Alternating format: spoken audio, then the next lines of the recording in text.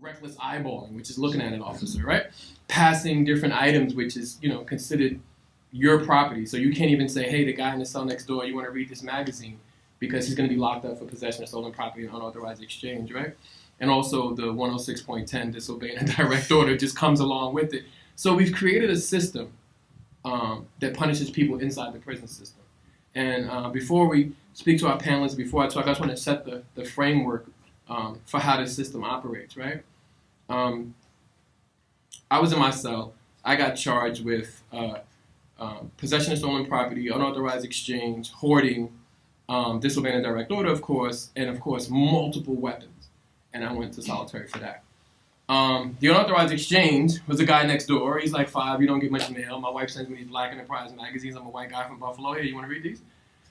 So me having his property with his DIN numbers on it, we created that. If I would have said he gave it to me, then he'd go to box 2. So since I didn't say that, it's possession of stolen property. Hoarding, I had over the amount of postage stamps and 2 pillows.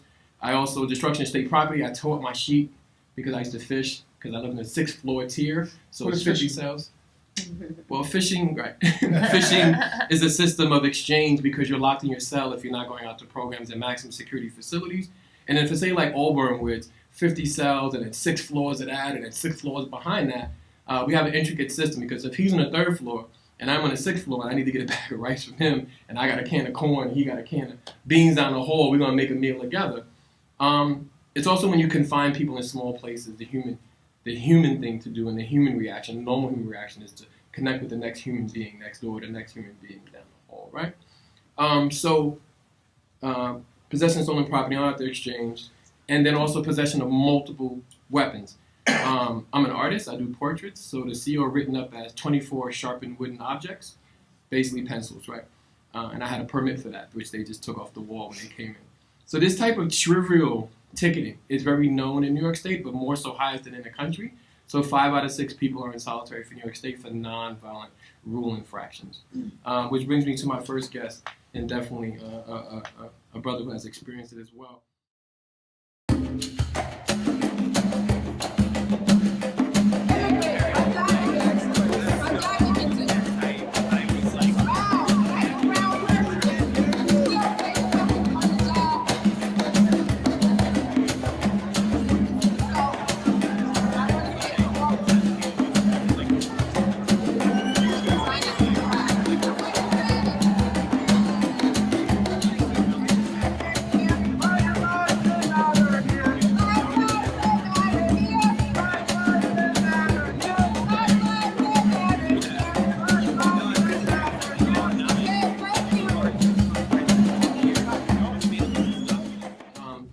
Your name, sir, and maybe speak about your experiences, but also the New York Campaign for Alternatives to Isolated Confinement. Okay, my name is Sekou Shakur, and I had the fortune or the misfortune, depending on how you look at it, to spend 34 years in the New York State Department of Correction. I've been home March will be 4 years. Of all the maximum security facilities in New York State, the Max A, that's the highest level facilities. I spent at least I've been in every one of them at least one time, except for the double bunks facility, because I refused to double bunk with another man. So all the maximum security, I've been in the special housing units at least one time. So that's a number of facilities. And as he said, you can be in there for anything from an extra bag of sugar to assault on staff. Most of my infractions were the more severe ones. But the level of humane treatment that goes on in the Department of Correction is just like you saw in the film, and watching that was kind of difficult for me. I didn't think I wasn't prepared for that, because that's what goes on, and the friendships you see, the people losing their mind, their sanity, losing their purpose, losing their strength.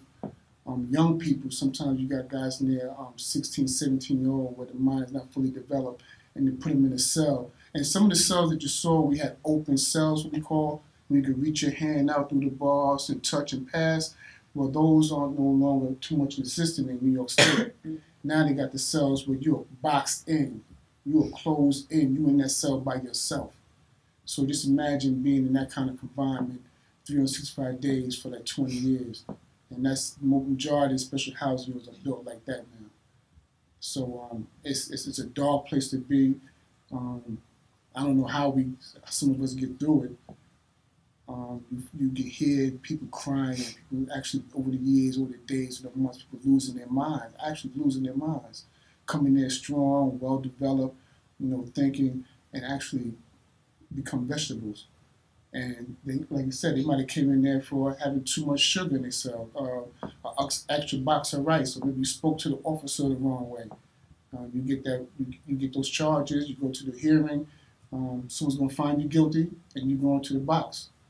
And you've probably been there a long time. Then they give you more charges as the days and the months go on, just to keep you in there. And some guys, to get away from population, they do something to go to the special housing unit because they feel it's more safer in there because they're in the cell by themselves. And then they realize they don't put themselves in the rabbit hole, which there's no returning from. So, my personal experience has been everything from, torture. I've experienced torture in the special housing units. And when you're young, you think that this is just part of the course. It was a time that whenever you went to the box, an aspirin came automatically with it. Yeah. That was guaranteed. You go to the box, you automatically going to get jumped on. Off the gate. Before you get to the cell, that's just automatic. And that was just how it was. I mean, things are a little different now, but it's still brutal. It's sadistic, and it looks like some of the worst correction officers take their jobs of working in the special housing units. They are the worst of the worst. Shakur, you mentioned seeing the youth, right? And I want to let everybody know that, we live in a state where 16, 17, 18-year-olds are prosecuted as adults. We've I'm going to say sort of abolished that because we did pass the raise the age, which wasn't the original legislation, which actually isn't going to start until 2020. So the messed up part is that it doesn't come with retro. So that means that the day it does start, the kid the day before is still going to be charged, and then the next day people will come in and out and leave that system because they won't be charged. So one will get a court appearance ticket, and the other one is going to be serving time, right? So right now, if you send your child out to school and he's going to school and the cops arrest him and he's 16, 17, you're not going to hear back from him because technically he's an adult once he's in the system. So they don't have to call the parents because you're not the parent, he's an adult. You told his lawyer. And the lawyer says, legally, I can't even tell you anything about your son's or your child's case. And I didn't heard, we didn't heard the worst from parents. Like, I just gave him a Metro card. He ain't even got money to take care of himself. Like, he's a kid. And it's like, no, he's not. He's an adult. Right. Because we live in a country where we prosecute kids at a young age. What I wanted to ask you was, not only being a survivor, because I commend you for your time, comrade, but we also are witnesses. And sometimes we see things. I'm a parent, I'm a father, and I've seen so many young men, it makes me look at them as my son, How did you see the youth coming in and how they changed throughout that? Because they go in a certain way and they just don't come out the same. Well, growing up in prison, I got arrested when I was 18 years old. And I was sentenced to 20 years to life. And I wound up doing 34 years. No one tells you how to do time. The most you're going to get from the old timers is, don't mess with the homosexuals, don't snitch, now here go a knife. Yeah. You know what I mean? And really, that's basically what they're going to tell you. But other thing they tell you, get your GED. For some reason, get your GED. Yeah. Before you come hanging out in the yard. So like 3 days a night you got to go to school. The other 2 days you can come out to the yard. So that was one of the things they were strong on. Get your GED. After that, you can be a savage. You know what I mean? I was fortunate also. I come from a political family. So I had a little bearing, but the peer pressure of growing up in prison still robs you of some of that. Right. So it took me about 15 years to realize, man, I had to get my stuff together and grow up, mature, work out some of that stuff. So what you see with the young guys in prison, you're just trying to survive. I got locked off in 1980. Things were different. I mean, it was still prison. And you had to survive. So. Showing a soft side, trying to be cool and all that wasn't what it was about. It was about surviving. So, and I took it very seriously. So I wound up catching new charges, assault on staff. That's what I wound up being all the special housing units at least one time, because I had to go out of that, had to go through that. Right. So as you get older though, and you mature, you get some, little knowledge on you. Get some knowledge, get some courage, some real courage. Then you start seeing the young ones come through, and you want to make sure they don't do the same thing that you did. You don't want them to grow up the way you grew up in the prison system. So we try to give something back to them and do the best we can. And then that comes with some struggle with the staff. Right. So that costs you some more problems with them. So then you become an influencer. Yeah. Right. Kayla, my sister, I love you. Please let everyone know what you do. Kayla's an amazing, amazing woman, an amazing activist, organizer. Please tell me. Thank you. Hi, everybody. My name is Kayla. I served 5.5 years in a New York State prison from when I was 18 to 23. I've been home 2 years. And, solitary confinement is just another example and another more proof, which we don't really need much more proof with everything that's going on, of the intentional dehumanization and breakdown of a human being that, when what leads us inside in prisons, instead of being looked at as a human being that can be redeemed and helped and, given tools to build themselves back up, they take you and you become like their target to dehumanize and to otherize you and just look at you as if you're a savage and putting you in solitary confinement. They for anything. Can you imagine a bag of rice? Or I gave somebody a magazine. No, I'm a human being, and just because I'm in this facility or I'm inside of a place where you have the authority to do whatever you want with me doesn't make me less human. So if I want to look at a magazine because you have a rule that is so something that you wouldn't be able to follow by because it's stripping you of your humanity and of your basic human living, you're going to use that and lord it and put somebody in a space where that damages them for life. Like, people need to understand that, once you're aware of what's going on inside of these prisons, it becomes your moral responsibility to actually fight to change it, because if not, you're just co-signing torture, because there's collateral consequences that impact you, yourself, and society. Because guess what? When you put people inside of prison cells, and especially solitary confinement, and it's by force, people actually begin to isolate out of comfort after a while. Because I know for me, I've been home 2 years, and guess what? A lot of the time when I want to shut down and I want to shut off and I can't handle life and things are just going wrong, I will isolate. I won't pick up the phone. I will literally put myself away, and I've learned how to survive in that way. And it's not surviving, it's suffering, but it detaches you from reality, and it detaches you from having trust in society and being able to say, hey, look, I'm fucked up right now, can you help me? It's, no, I'm fucked up right now and I can't trust anybody, so I need to isolate. And so, it's so much, the system, it just continues to show more and more the dehumanization. And that's what we have to look at, because guess what? What is it going to be until it's you or your family? Then you're going to, be in front of City Hall or, oh my God, listen. Okay, but, we've seen over and over and over again that it happens to other people. So this is something that, it's getting worse. It's not getting any better. They're banning people to reading certain books right now. It's just the stripping of a human being. And anytime you're intelligent, or if you're trying to help the youth, they will put, that's how, that's like a mini form of political prisoners anyway, of like any sort of politics, any sort of trying to overthrow a system, they want to stop you at that. And it's overthrowing a system to bring humanity.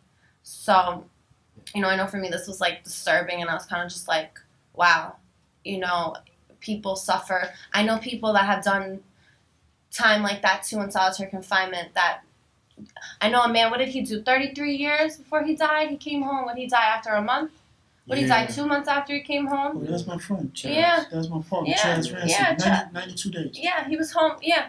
Not even, and Chaz came home first day right to my office. Yeah, and I met He him. was already Got right busy. busy. And he actually got to speak with Oprah and Yeah. did the interviews Yeah. with Oprah. And can you imagine? He had his own film, just doing a Tribeca, everything. and the people don't realize that, you know, things like this, it causes people to die early. You know, like we're literally losing people because the mind is so fragile. You know? You know what kills me? What I always wanted to ask you, Kayla, I'm glad I got you in a little spotlight right now. So, you know, on the cups of this women's rights movement and a lot of things that should have been happening nationally, of course, and equality, there is no sort of focus, which of course your job is, and you're focusing it back into the prisons as well, saying this is great, but we have women suffering. We have women still being shackled during childbirth. We have women who are in solitary who are 9 months pregnant, and at the time that they have birth, they're shackled to a bed, chained to a bed. They go into the delivery room. Baby goes one way. They go back in the cell. 9 times out of 10, one of the babies or them is going to die, right? There's also no human rights as far as women in unique conditions, right? So if you're in solitary, you're not getting no sanitary napkins. They're just going to give you a half a roll. You're not even getting a shower.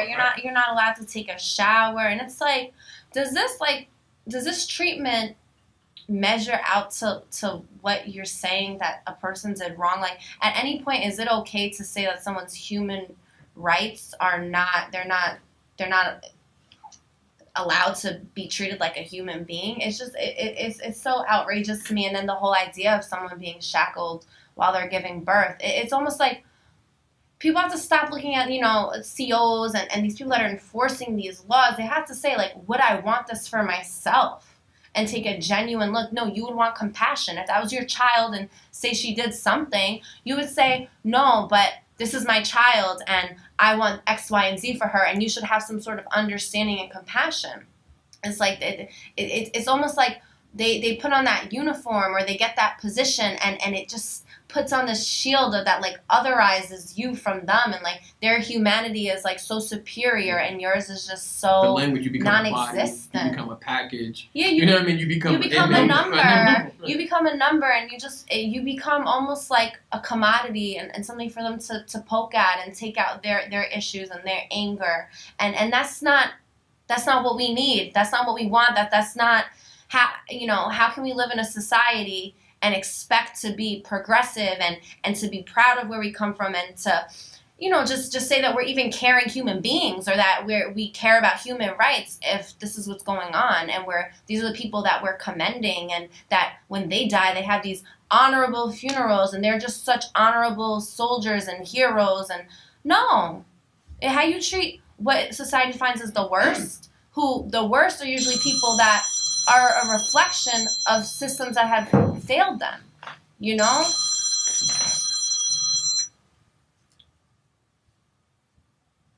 Sorry. But, you know, then this is not a past thing. This is going on right now for any little thing. I mean, I know kids that were 16, 17 years old that went inside prison, and they will never bounce back because the mind is so fragile. And this is honestly, I started a research study that I have to get back into, which is post-incarceration syndrome. And it basically like shows like that there's so many, like the after effects, like the trauma of institutionalization is forever, because people think once you get out, okay, like, oh my God, you endured all those things. You're going to, you know, I'm sorry you endured that, but you're going to be okay. You have a second chance.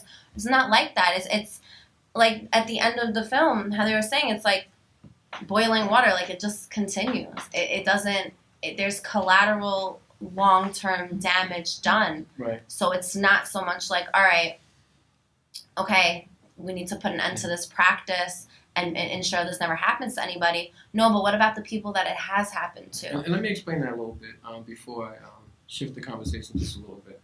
So we work a lot on this issue, mostly because everyone's been in a box. No matter who's coming home, whether you're youth, whether you're elderly, whether you're part of a certain community that was outraged, right, or outcasted. So we have a great sort of symbiont system that we all can decide that we need to start at the dungeon. When you do outreach and upliftment, you're going from the bottom up and pulling a person up. So we have to start in the dungeon. So we work with the top 3 psychs on the planet Earth, Terry Cuppers, Craig Haney, and Stuart Gracian, who have been legendary legends in the sort of trifecta, the psychotherapy, the brain, and also the neurological science of solitary confinement, mostly because NASA wanted to commission all these reports years ago about atrophy and how the muscle deteriorates and what would happen if an astronaut got stranded for 6 months or 8 months, right? Not caring about the prisoners that we've been incarcerating for decades, right? But so the psychs have also created a sort of gateway, and I've learned a lot from that. So when I was younger, there used to be a statement like, you must have been dropped in your head when you was a kid if you're acting weird, right? But that's actually true. A blunt force trauma to the cerebral cortex can cause your brain to have irreparable damage to how you make decisions. But inside of that is another cortex called the somatosensory cortex. It is what doctors call touch. It is sort of like our brains are huge computers and thinking functions. They connect to our optical nerves and the 613 nerve endings that run down our brain right into our eyes and sort of give us an instant snapshot so we can make decisions. Like if I'm talking to my son and he's texting and giving me body language, he's not listening to me, like, you're not even listening to me. So by me seeing that and sort of feeling that and hearing him and all of my senses are working together, I come up with a decision, right? What the somatosensory cortex also does is it controls and works with your subconscious. Your subconscious part of your brain sort of stores data that you can't understand during the daytime, right? You see two people on a two-seated bike. You bump into some lady that you thought was your mother, and then you see somebody with like a Ronald McDonald suit, and then you go to bed and you have like Ronald McDonald and your mother's on a bike. You know what I mean? And it just puts it all together, right? So it sort of works out these things. One, when you're in an environment where your brain is on alert, you have no subconscious, which means there's more pressure on your frontal lobes. Decisions are stressing you because you have no parking space for it. So solitary itself is a torturous condition just for that. It keeps people's mind racing at a high point, right? And then within the somatosensory cortex, the reason why doctors call it touch is because your body, like your fingertips are sort of like your antennae, right? When you're taking a bath, hopefully everybody can agree to this experience, right? When you're taking a bath, your body says, well, we're not sure what you're doing, but we call this drowning. So your fingertips get all wrinkly and your toes get all wrinkly so that your body has suction cups to have grip because the body knows that the fingertips have no grip underwater. So it's an amazing sort of tool that guides our body. And then after 14 days, the brain starts to deteriorate. Those neurological nerve endings starts to reconnect. You start adapting to not smelling nothing. You start adapting to having a higher sense of hearing because that box, you can hear everything out in the hallway, right? Your patience level is down to this, which means you can go from 1 to 1,000 over a pack of salt. Like I had 2 packs on my tray yesterday. Why is there not one, And it sort of changes you. And and this is irreparable genetic damage. This is irreparable psychological damage,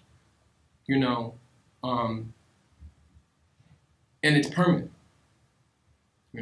and this sort of damage is what we're preventing because it's inhumane. And so when I say that, because I wanted to explain what she meant by it's irreparable damage, right? And how this is really a human rights issue of today. What is your career?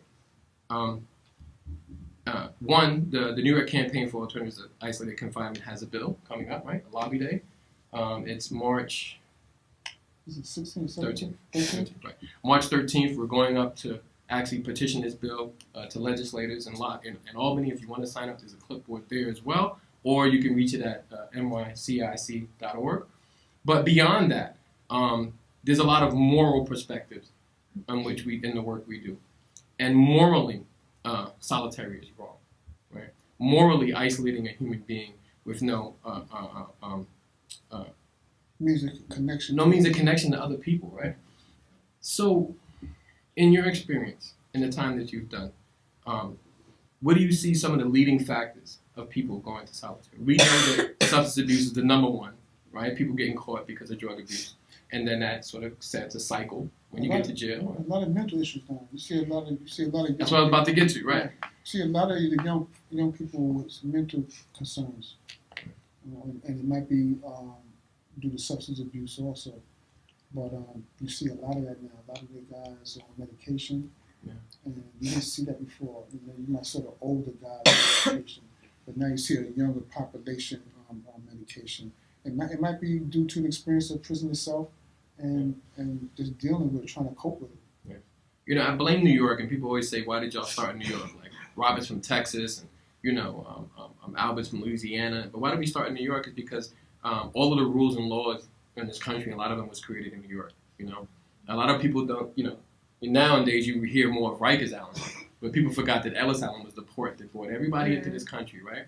The 62 counties that we live in New York State also have 70-something facilities and 2 female facilities. So people would cycle and funnel up into the prison industrial system, fed up into these rural areas, right? So as your neighbor is moved from your community, and every empty seat in this theater counts for a person in prison, that town is benefiting from that. That area is benefiting from that, right? Yeah, Politically, right? So, what was, 106.10, of course, but what were some of the reasons that you've seen other people go to the box? Well, if anything, anything from a fight, disobeying direct order, you know that. Right. Which we have to say is whatever Yeah. the CO says, whether it's right or wrong. Yeah. Right. Any ticket that's written by an officer is going to say disobeying direct order, and you're never found not guilty for that charge. Yeah. I haven't in 34 years. That's 100% conviction rate. Yeah, you don't get found not guilty for that. So, it could be anything. Anything from a guy go to the mess hall, and I think they give out 4 to 6 bags of sugar, right? Say he picks up an extra one. You go to the box for that. Yeah. Or not leaving in the mess hall, you walk out and they search your house. Right. It could be anything. Just think of the minor thing you can do to the most serious thing, assault on staff.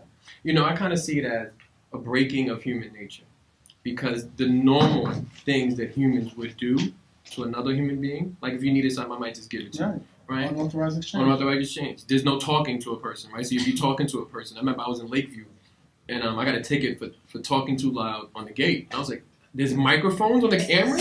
Like, seriously? I'm talking to the guy in the cell next door and I get a ticket for that?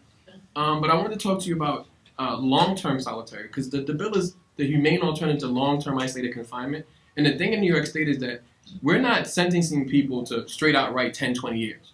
That person is catching reoccurring tickets. One day, I get insulin, and I'm diabetic. I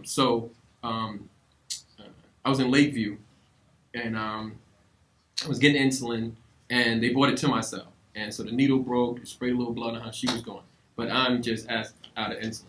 So I only have like about, the next day up until the next morning until somebody else comes. And this is 3, 4 o'clock in the afternoon. So I'm done till the next morning, and hopefully that guard. So this guard is my only chance of getting enough insulin to stay alive and sort of have this, continued status, I have to say. There was no way for me to get this sort of momentary moment. Because people think that you're hanging in the gate, you're talking to the COs, like you have this great connection and communication. They're trained not to make eye contact. When you serve the tray, they open the slot, they put the tray there, you step up, you grab the tray, they close like that. It has to be done just like that. And as soon as I just said, hold on a minute, oh, you're holding up the feeding, and then another ticket, right? So the pervasiveness of petty ticketing, can you speak a little bit to that, maybe your experience on what you've seen? And What's a ticket? What's a ticket?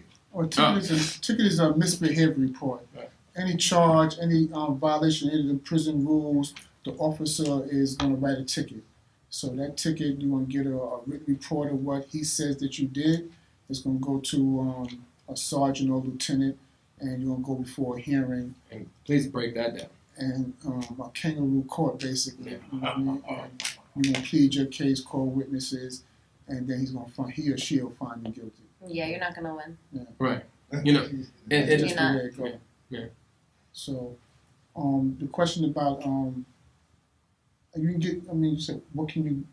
No, I'm just saying, elaborate on some of the things that you've seen that people have caught tickets for, like silly situations sometimes happen. I mean, passing something, talking in the hallway, giving someone some food, talking too loud. More than 5 people in a group. More than 5 people in a group, not getting to your cell on time. Just think of it. Just the most simple, silliest things. Being on the phone too long. I was in Coxsackie, and the Donnelly brothers, I hate them. They used to roll tissue down the tier, and wherever it stopped, you're just getting a ticket. They open your, give me ID, just herb tickets all off the gate, and it was very famous for that. Yeah. It's sort of a scary sight. Because, for a young person, too, because it's 2 tiers, so it's like 96 cells. And they tell you don't talk on the tiers. Yeah, they say don't talk, and then it's quiet. It's literally quiet guys because, go for it. Yeah, they will pull you out, and way down the hallway, like a little city block long, they come down here, and they'll never come back. Yeah. I remember that. I didn't stay there long. Kayla, some of the challenges that you've seen women go in and come out, right? The hard part, I think, is not going back in a second time. You get a ticket, you go in. Some people don't never come out because of their conditions. They continue to deteriorate. But a lot of times people come out and they're 100 times worse than they are when they come in. Well, their ability to even communicate on a level that's, they kind of want to be back in isolation. And that's how I said, like, a lot of people, by force they go, and then it becomes by choice because that becomes comfortable. Mm-hmm. So it's like the human, psyche, and especially for women, we're more fragile. It's just broken down so much, you just learn to surrender, and then you just become comfortable. And, I've seen a lot of women that, all right, I'm going back to the box, like, and they just, like, lost their mind almost. And for some people, they're kind of like the life of the facility because they're always doing something that's just outrageous. But then when you look at it, it's like they were created in that sense to be like that. They want that, and so that they can have an excuse to physically put force on that person. Or it's sad. I saw a lot of people, and I've heard a lot of people say, I want to go back. All right, it's my vacation. That's where they become comfortable. But, like, can you imagine? And then that happens out here. So what I was saying for collateral consequences, like, this is not just, the people that get, caught up in the system. Like, other people suffer from this because family members deal with this, loved ones. Imagine, coming home and you get into a relationship and, this person doesn't know your history like that. They might know, but they don't understand. They're not your family. They didn't go through this with you. And then now they're dealing with you isolating or shutting off, having children where, maybe you get into a crisis and you're a mother and you run away and you isolate. Like, this is real stuff and real damaging on our society. And this is a core part of your work. This is why I love what your work and sort of is around, because it's going to benefit everyone. And it's going to benefit this country and it's going to benefit this world. Post-incarceration syndrome has to be a unique category. Right? I am legally disabled on Social Security because of solitary confinement. I'm the only person legally disabled in New York State. And it's case law. But there is no category for the collateral consequences of incarceration. There is no category for people who are dropped off. Roughly 2,000 people in New York State are dropped off to 42nd Street, Times Square. Here's $40 a bus ticket. Good luck. Make it. And you're dropped off. 20 million commuters. You got Spider-Man fighting the Statue of Liberty. You know what I mean? And you end up going through this sort of reintegration crash course, right? And it's set up to that you fail. Yeah. There is no system to support you. And you have to take into account the 500 to 1,000 years of slavery, of incarceration, of black codes, right? And so this whole system creates a different psychological compound. And we argue this. We argue this from the CDC to the top psychs to the top doctors in the country to saying that we just can't go under post-traumatic stress disorder. No. That incarceration That's only a component of it. It's a component. Right. Yeah. Right. I mean, there's so many different components. There's like antisocial personality disorder, because you always you learn how to be passive aggressive with dealing with staff, and it's outrageous. And every season it comes differently. Like, I'm still suffering. I don't sit up here like, oh, I'm different from the rest so I can speak about it. No, I'm suffering too. I find myself in every season or in different situations that trauma and just things just coming in ways that are like, damn, I gotta fight this. And it's a fight and it's a struggle and you drown. And, but the thing with this is prevention, because we say all this, but all right, this is the result, this is the problem. And not only with the solution, but what's the prevention so that this doesn't happen in the first place to the next generation? Because this will just continue on. And I really think that it begins with trauma treatment, because everything is trauma. This, we go to prison a lot of the times because of our trauma, because of our unresolved issues. So it's taking into consideration of human beings, like how people treat, how guards treat us when we're inside, how they don't have this human compassion, is the same way that ACS and all these other systems don't have compassion for children when they're acting out or when they're abused or when they're violent or showing signs. So it's almost the same thing, except it's magnified and it's illuminated on a much higher scale. But It's the same thing. So children, invest in them instead of looking to treat, oh, you're bad, you're bad, you're bad. No, let's have some human compassion so that, guess what, in 5 years from now, that person that, you know, has been the black sheep or been, you know, always told that they're bad, that instead of them going out to a gang because that's where they feel comfortable, because those are people that have, again, been told they're bad, they're bad, they're bad. So finding some sort of solace and comfort in people that they can identify with, instead of that happening, we're actually building these people and saying, you know what, let me correct your behavior rather than condemn you. Mm-hmm. And then maybe we could stop the cycle. Because it's all a reflection of the same thing. It's just different, what the school to prison pipeline. It's and then all these that. systems that exist, you said it so right, and I want to touch upon that. These systems, and I want to ask you a question. The systems that exist out here are replicated inside. Yeah. Right? So anybody ever heard of stop and frisk, right? Stop and frisk is something pretty pervasive in New York. And stop and frisk is the practice of, you know, like I gave you an example and keeping an eye. I'm sitting in the projects, I'm hanging out, and with a few friends of mine or something, in the housing cops pull up and jump out, and hey, you have ID, do you live here? They pat you down, they search you, right? That's just sort of stopping you and frisking you and asking you, trying to catch you in a crime. And then I go to prison, I'm in the yard, and the guard jumps out on me and says, let me see your ID, put me on the wall and pat me down, like, what do you got on you? I'll send you to jail. I'm like, I'm already in prison. He's like, oh no, this is not prison.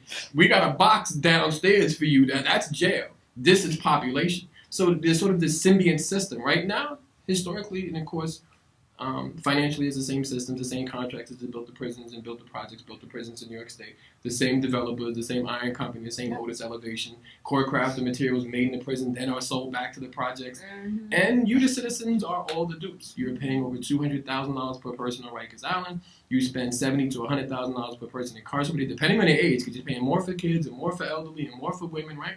And all of this is because I think a lot of times citizens don't know, right? How many people here know their senator? How many people know their assemblyman? Right? How many people know their city councilman? Right? These are people who are represented. I'm glad you do. These are people who represent your opinion in the state, in the Senate, in the assembly, in the community, right? So even just a handwritten letter saying, why am I paying $76,000 for upstate and Southport alone? Why am I paying $5 billion in the state for incarceration? Why do I have a governor whose father built these solitary units and won't close them, right? And why am I paying for that, right? And I believe that sort of responsibility allows you to then speak from a constituent point, right? Because in New York, it's the highest. We just beat San Francisco for the most expensive place to live on the planet. Why is that? Because majority of those increments on your taxes is government spending on incarceration, prison, jails, the over-incarceration, right?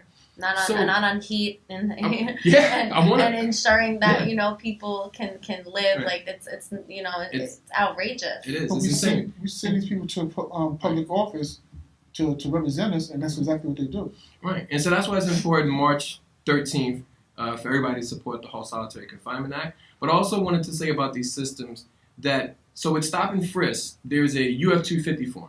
And they just changed it, actually, which is even worse. The UF 250 form was a form where a cop had to say why he stopped the person, like kind of write a little sentence.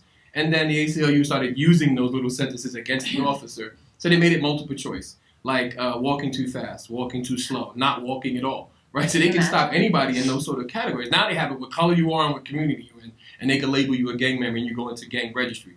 But it's so similar that I've seen that when I was in the prison, because that officer is getting paid. When he goes back to his precinct, it's like, good job, Dave, you made us some money. You got a collar, right? And that little pink slip goes in the box, and they could have accountability. So the same system is sort of in prison, where the guards are doing the ticketing and charging you $25 per charge. Yeah, right. The Zion is $25. The state's $5. So I think that's $5. Sorry. Right, and you just mentioned that. My last time in the box was actually for that. A cop pulled me over. He thought I passed him to a friend of mine, and he said, "What you got in your pocket?" And I didn't like this guy because he had already. I worked in the grievance office, so I handled grievances from the inmate population to try to fight their causes, right? So I already had a stigma already. This was a young, big guy, real cocky, and he got a reputation to put his hands on young people already. So, and I didn't like him already, and so when he approached me about that and told me what you got in your pocket, it just took me to another place. So that was my last time. I was in Shawanka, and I went to the box and got shot to Auburn box for that. Mm. But that's what they, those kind of dynamics that go on. Right. You know what I mean? You got these young guys. And to be fair, too, because I've learned over the years that not to put everybody in a box. Right. You know what I mean? Some of these guys are young, they're impressionable, just like when we were young, we were impressionable. And it works for both sides, man. Yeah, it does. You know what I'm saying? So they're coming in young, trying to prove themselves like we were young, trying to prove ourselves. Nobody's unaffected by the system. Right. Yeah, it impacts everyone. But what's a impacts shame is everybody. that they're, trying to make a name for themselves, but it's the fact that it's like that's what they're trying to make a name for, that doing that gives them a name. Instead of, having some sort of helping and humanity Right. and mentoring even. Like the guards could be so much more instead of just being an oppressor. But you know what? I used to hate COs. I'm not gonna lie. And when I came home, I started and founded the Student Alliance for Prison Reform, which is now the nation's largest student group. And one of my students, Savannah, she threw a conference up in Canton, New York. The town is famous for lifesavers. That's it. That's it. There's nothing else in the town. There's a gas station, there's a jail, there's a lifesaver factory. That's it. And there's a diner, and it's stewards. And she threw a conference where she had people who were students who family worked in corrections. But now their kids are Amnesty International students. Now their kids are working for a Student Alliance for Prison Reform. Now their kids are doing solitary protests, right? And it became this sort of heated argument. At the end of the argument, it ended up being, well, how would you think I'll be able to put you to college? How would you think I'll be able to afford this? There is no other opportunity for me upstate in this rural county, right? And then the students used to come to me one by one, and it kind of broke my heart a lot. Like, Five, you know how my dad is when he comes home? He's in the kitchen pacing back and forth, drinking a pint of gin. By the time he goes upstairs, he sleeps for like 2 hours. He jumps in the shower, and he's right back at work. Mm-hmm. And I didn't really contemplate that I'm seeing the same face for years and years, 8 hours a day. Right? How is it impacting him? Mm-hmm. Right? It's only making me more dangerous for him, right? In this environment. So it's two ways too. And we don't think about that. And we don't think about how we're spending for supervision and damaging those people as well. And if we really wanted to, we would put more resources there. New York, we seem to be very well building this way. And there's no resources upstate. You know, the dairy farmers and the farmers upstate and the produce farmers don't even have a market to sell to, right? So they have to sell to the prison, right? They just exchange that for labor. Yeah, So literally, Herman Bell that's changed that. that's all the investment is, and that's the key too. Like, divest in these type of systems, and in this labor, and create more things that are not about helping people, rather than you make a lot of sense though, because you don't think about that. You don't think about how they're even used as pawns in this whole thing. Yeah. I want to open up for questions, and I just want to mention a very big part that Kayla's work as well, and with Elaine Bartlett, who's in the room, I want to shout out. It's called Participatory Defense, and it's a project in which people can actually give input on their cases, right? When a person goes to jail, we tend to don't see the ripple effect of the impact from the mother, from the daughter, from the community, from the church member, from the principal, from the school, from the daycare, from the babysitter, right? And this is the neighborhood who knows you. These are people who can actually make statements and maybe account for your time in certain places or during disciplinary hearings and sort of character witness statements, right? And it's important to gather that because that would help a person go to trial. We live in a state where 97% of the convictions are all plea bargains, which means nobody's going to trial. You see horrible cases when you do go to trial, like Khalif Browder, like other incidences that happen on Rikers all the time. Bradley Ballard, Jerome Motai, people are dying and sort of being murdered, but also remaining there for 3 years. Like, why is this person here for 3 years? He was just trespassing in a hallway. So participatory defense is done by life to life on the outside, and also Exodus Transitional Community.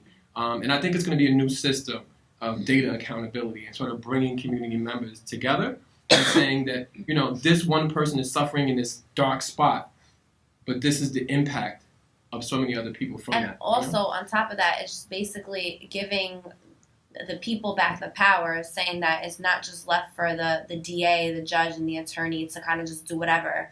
It's, we have a say, and, our communities can come together and hold them accountable and humanize the person instead of them just being, condemned for what they did, rather than the whole picture being painted of who they are. Right. Yes. So I wanted to open up and ask anybody if they had questions, whether it's about the film, whether it's about solitary, what you can do. One is just what you said. How does that work? Does the judge see the things that people say about the person? Does he bother to read it? Yeah, based in that the lawyer works together with, if the lawyer agrees to be a part of the team, because we give the families and basically the tools, then it does come to the judge's attention and it's all worked out in between there. So it's like a new system. It's kind of like a fourth component. It's really important. I mean, I had a wild son and I pulled him out of jail a lot of times, but I'm white and I'm middle class. Yeah. And you're conscious, just being able to say that. Yeah. Oh, when Louima I called in all the time saying, the cop said, threatened my kid who was 15, we're going to send you upstate New York and stick a gun butt up your ass. But they didn't do it because he's white. So I kept calling in saying, hey, we got all lucky. Yeah, but not. I heard him say something about a ticket and $25 fine. You telling me you have to pay for a ticket and then go to the box? Yeah, it costs. Yeah. They're gonna find a way to make some money off you. Mm-hmm. I mean, this is America. And anytime you get a ticket, you have to pay. You're gonna pay. You found guilty, you're gonna pay for it. And most people, exactly, I was just gonna say, I was just gonna know, or say that you don't, and you're getting that 10 cents an hour, and that's the money that you need for, to survive, for maybe pads or sanitary pads or a soda or anything, toothpaste. Yeah. They take it out of that. Yeah. And so you don't make $5 a week. And do understand that nobody is getting paid in jail, right? So you get 16 cents an hour at Department of Corrections, and there is something called medium withdrawal. And what that means is if you have fines and court fees, then they'll take out up to 75% of that. So you're getting 75% of 16 cents, and then they're taking that too. Now, no, you're getting charged too, because when you... Ferguson, now yeah, definitely. We currently have, I wrote a bill with the speaker, and it's against JPay. And JPay charges you for depositing the money, and then charges him for taking the money and spending it. So you're getting double booked and double billed. One of the great accomplishments that I want to say with this campaign that we've done is one of the legislations I wrote was on the loaf, and we have that abolished, right? The loaf, yeah. The loaf is a torturous component that if it's a meal punishment. It's basically taking cabbage and baking it into a loaf of bread and then freezing it for preservation and then defrosting it and giving it to you. Mm-hmm. Has anybody ever had defrosted frozen cabbage with bread? It's pretty. So it's basically gonna give you diarrhea and strain your system. And it you'll binds get that you for 2 badly, days. yeah. And that's what they give people in solitary confinement. Like that's like the last way to punish you. Right. So we abolished that in the group. We also ended old box time on Rikers. That was also one of the legislations that we did with Councilman Drum with Jails Action. Because I felt that, and I always want to shout y'all out and basically uplift your voices too, because it's only done by post-incarcerated leaders. And it always struggles me. Like, nobody thought of this before we came. Like, before we thought of writing this bill, nobody thought of this. Like, the fact that you can go back to Rikers 10 years later and they just throw you back in the box. Like, so I think it takes... I want to salute both of y'all and give a round of applause because, post-incarcerated leaders are always using their own trauma. And we relive trauma every day, sad to say, to teach and educate y'all. Yeah, and so, but the thing is that it's like, for me, I don't want every time, it's just not to, I want it to be a purpose, apply it, don't just, oh wow, that's, another horrible thing going on in America, well, and it's hopeless, like all of our voices together and people actually strategizing and organizing and coming together, because you don't have to wait to be impacted to make the change, because you may not be directly impacted, but everyone is impacted. No, right, but I'm saying not exactly. We all are impacted, but the proximity of it, where you feel it in your, in your heart and every day. And I always want to remind that New York State has a very unique law that's in the state constitution. So everyone convicted in New York State has to return to their county of conviction. So your neighbors are returning. How they return and their mental stability of their return is really dependent on you and your legislators. Yeah, that's part of the work that. Well, that's part of the work that we do now. I'm an executive director of a nonprofit organization called Challenge to Change, and we started that program while we was inside, and it was such a success. The Department of Correction co-opted the program and made a mandatory program for everybody. It's called Thinking for a Change now. So, and that's what we're looking at. We want to make sure that the men and women that come home on better conditions than they were when they came in. Yes. So that's what we're doing to them. Vital component. Question, sir. A challenge to change.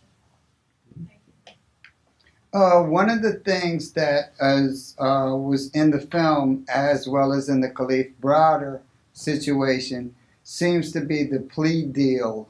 And it seems like those people who refuse to take a plea are treated more harshly than they would be if they, took the plea deal. Could you speak to that? Or? Well, I think the example of that, lately we saw that the football player that stood up for Colin Kaepernick and he took the knee. So he's making a stand against the system. And whenever you make a stand against the system in America, that's what you're going to do. You're going to get the full brunt of the system against you. Mm-hmm. And that's part of what's going on. So when you go to court and you say that I'm not taking the plea, so you should turn looking at you like, how dare you not? Right. Oh, you're not going to take the plea? Then I'm going to do everything. I'm going to bring the whole weight of my office against you. To get you to take the plea. Yeah. Yeah, to break you down. Oh, they got places that break you as well. So let me just speak a little bit about Rikers Island. And so while you're being remanded on some charges, because mostly, majority of the charges is about bail. And bail is basically about if you have money or not. It is not about if you're guilty or innocent. It is a ransom, right? So poor people can't afford bail. That just says that you're isolating that just strictly for poor people, right? And then you'll be remanded to a facility like Rikers Island, which is the nation's largest penal colony, the second largest from California. We've done, as activists and organizers and post-incarcerated leaders, an immense amount. Like, we've actually shrunk the population from 20 to 30,000 down to 9,000. That was amazing. You know how that was done? We created bail funds. That's just how many people there was for $200, $300, $400, $500. You just couldn't afford the bail. And so within that environment, it becomes this sort of keg, this powder keg, in which you're beaten every day, the offices every day. Please go to Incarcerated Nation YouTube and watch the Rikers documentary, or be here on the 8th and you can see it and speak to other professionals from the Department of Correction as well. And within the film, I did a film with Bill Moyers and sort of mapped out how the system molds these characters, right? So when you go to Rikers, they have the first 6 cells are for house gang. And whatever gang is sort of the biggest in the house get those cells because they get the jobs. The jobs pay $11 a week for maintenance. In other words, your maintenance is cleaning up after 11, but I need you to lock everybody in at 10 because I know you need to go see your friend and go do something or hang down there. So, right, and it empowers you. And then you're my point guy. So now I bring in drugs, I give it to you, and then you just give me cash at the end of the day. So I'm leaving work every day with a couple $100. I'm leaving work every day with money. And if something happens to you, you're the usual suspect anyway. You're just going to go to the box, right? So that system is where you're waiting to go to trial. And you could be doing 6 months next to the guy doing 10 years, next to the guy facing murder, next to the guy who's doing 90 days, next to the guy who's leaving tomorrow. And this sort of powder keg creates a pressure where you're like, I just want to get out of here. I'll take whatever it is because I'm gone. And then the overcrowding, and you have to also include the ingredient of mass incarceration. So we have 2 million people. You can't service nobody. So your next court date is 2 years from now, a year from now, right? So even if you are going to be let free, that's going to be a year from now. But they're offering you 6 months and 5 years probation. Exactly. You're like, I might as well just take that 6 months, conviction. Get out, and then you have enough, right? Yeah. So plea deals don't work. A lot of people sit back and watch Law and Order. And they think that there's this hyper-masculine lawyer and there's a defense team and there's a morally impeded judge who just, want to do the right thing. Like, no, not with a 2-block line in front. You got to service people like next, and it becomes this supermarket style of justice. And in those words, I want to say thank you all for coming out tonight. And if there's any additional questions, we're going to be here as well. Through the effort to close Rikers, New York City has a chance to not just shutter its torture island, but to re-envision criminal justice. To have a criminal justice system that is smaller, more fair, more humane, that allows people to maintain their human dignity no matter what they are charged with. We have a chance for our mayor to stand up and be that national progressive leader that he defines himself as a leader that doesn't take 3.5 years to figure out that you can't have a torture island in your backyard. As a leader who doesn't put $500 million in his budget to build another jail on that torture island. As a leader who understands that his power comes from the people and not the pillars in this building. We want Rikers closed when? Now! lives remain at the center of this process. This campaign will always be centered on human lives and on community voices. It's time for New York to close this jail as soon as possible. Not in 10 years, now. Not in 10 years, now. Not in 10 years, now. It's time for New York City to end its broken windows policing. It's time for us to reform speedy trial. It's time for us to have a more fair bail system. It is time to end the criminalization of black and brown communities in one of the most resource-rich, progressive cities in the United States. If any city in the United States can figure out how to close a torture island 200 feet away from one of the busiest airports in this country, it should be New York City, and it should be at the leadership of a mayor who holds himself out as a national progressive leader. Show me the money. Brothers get caught up for the cheese like a trapped mouse. At 15, he saw his first trap house. At 16, he pulled his first strap out. No home, he found shelter in juvie prisons, DC jails, Rikers Islands, new beginnings, Nubians who never knew what royalty felt like. Never wore his belt tight, so besides his pants, his gun was all he held tight. Life on hold, strong soul who became weak for his wants. I see him once a week, he been sitting for months. I go in to do my poetry workshop. The potency his words got can't be confined by all the police the world got. He told me he worked out. His pop's a boxer. Pictures of Pacquiao on his wall. Just like him, he's powerful but small. How is a social worker supposed to nurture a child's dead spirit? Early murder, court order, life a living abortion. Born from holy water like the river of Jordan. Now a cash cow to a prison who won't give him a portion. I tell him, hold your head. Without the army, he's a soldier. At times his arms get too heavy for his shoulder. The burden his mom's carried like a boulder. Every day he's getting older. Just had a birthday. Who programs? He got an A on the survey. Never been dumb. Though his literacy level is below sea level. Caught up in the beast, the D-level. Eyes on fire beneath the tea kettle. Now he's 18. Release date dreams. It's about time. Thought he was free till the gatekeepers gave him adult time. When will the bulb shine in this dark hour? In his bloodline is star power. No BET, a smart scholar with no GED. Intellects, young Malcolm X in the feds like FedEx mail. They shipped him to federal jail off to Michigan. Family can't afford to visit him. Recidivism in the prison system is the heartbeat of Wall Street. Private jails create profit sales. Every time we hear the bells on the clock, black males are the stock like slaves on the dock. Now check this. Prison complexes in Texas decreased because of less entries, more exits. The state lost money, so what's next is go after the Mexicans, immigrants all together. Arrest the guilty and innocent all together. More cellmates to fill more bed space. If not, they lose money. More dead weight is called capitalism. That's why we face capital punishment 40 years after imprisonment. Verizon stocks rising from collect calls, leeching the life behind these dead walls. In this game of debts and debtors, some met some mentors, men torn from the thorns of crooked judges.